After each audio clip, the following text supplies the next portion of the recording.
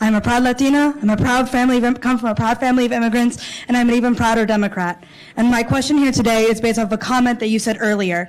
You said that the merits of the Three-Fifths Compromise is up for debate.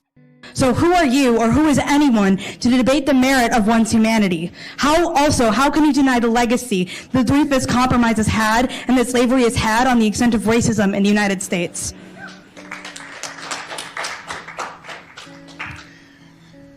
Look, right here in the first row, I think she got up. There's my wife, Debbie. She's from Venezuela. Her mom is Mexican-American. I'm married to a Latina. She's a first-generation immigrant. I'm a first-generation immigrant. So we're all coming to America and trying to make sense of all this. Now, quite honestly, I think you would have to admit that I have done nothing in this talk today to either minimize or downplay. Far from downplaying racism, I've stressed it. I'm simply pointing the finger of blame where it belongs, and you're trying to hide it. See, the difference is, because you are a Democrat, you are willing to overlook the crimes of the Democratic Party. But let me tell you this, the Democratic Party is in fact, the party of slavery and segregation and Jim Crow and the Ku Klux Klan and lynching and all the horrors of American history, including complicity with fascism, the internment of the Japanese Americans in World War II, the reigniting of the Klan in the late teens and 20s. All of this was done by Democrats, and they were opposed all along the way by Republicans. So the problem is that today, if you're a Democrat, you're a committed Democrat, you like the welfare state, you like Obamacare, or you're a progressive historian, you are in the awkward position of having to confess to a whole series of crimes that your team did. Crimes, by the way, that the Democratic Party has never admitted, never apologized for, never paid one penny of restitution for. So this is a very ugly position to be in. And the only way to do it is to lie through your teeth. Hide the actions of the Democratic Party. Blame everybody else. America did it. The white man did it. The Southerners did it. Everybody except the guys who actually did it.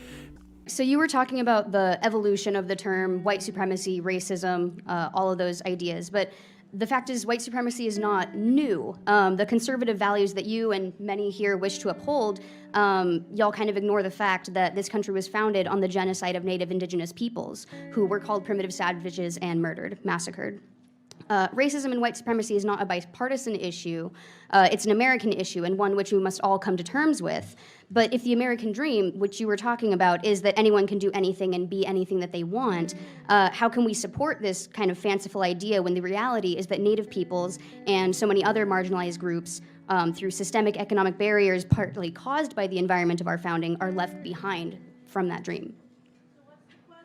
The question is, I'll rephrase it. The question is, isn't it true that America was contaminated by white supremacy from the very beginning, and that the genocidal acts of white supremacy, like the displacement, relocation, and massacre of the Native Indians, is an American crime and not a partisan crime?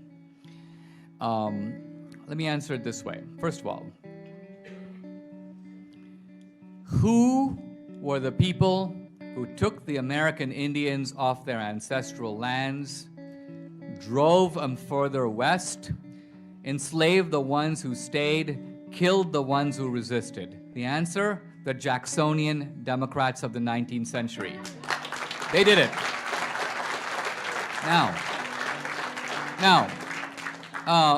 what is the proof of this? This is very interesting. The proof of this, weirdly enough, is Hitler himself. When Hitler was sitting in Landsberg prison, Hitler had a problem, and the problem was that he wanted Germany to be a superpower in the way that Britain and France were, the superpowers of Europe. And Hitler was thinking, we have to do this through colonialism, because that's how the British and the French became powerful. The British run India, they run half of Africa, the French have colonies all over the world. Hitler thought, Germany needs to do that. But he realized, but there's nothing left to take. All the real estate on the planet has been sort of occupied. So how can Germany become a great power? And then Hitler realized. Andrew Jackson figured out how to do that in the United States. His formula was really simple. Drive the Indians off their land, kill the ones who resist, enslave the ones who remained.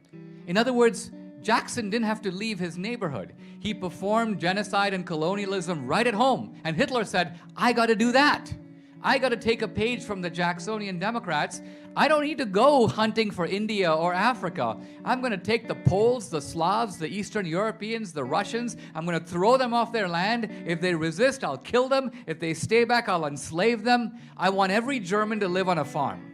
This is Adolf Hitler, taking a page from the book of the Jacksonian Democrats of the 19th century. Now, this has been exposed very recently by the historian Timothy Snyder and others. But here's again, Hitler knows something that your textbooks have evidently not taught you, which is that this was a project of the Democratic Party to create white supremacy, because Andrew Jackson stole that land, he gave it to settlers in exchange for their votes. He sold it at bargain basement prices. And so white supremacy becomes the foundational ideology of the Democratic Party, not just with regard to blacks, but also with regard to American Indians. So no, this is not a bipartisan issue. This is not an American tragedy. Remember, we fought a big civil war over issues like this. One bunch of Americans did really bad things, and another bunch of Americans, otherwise called Republicans, stopped them. So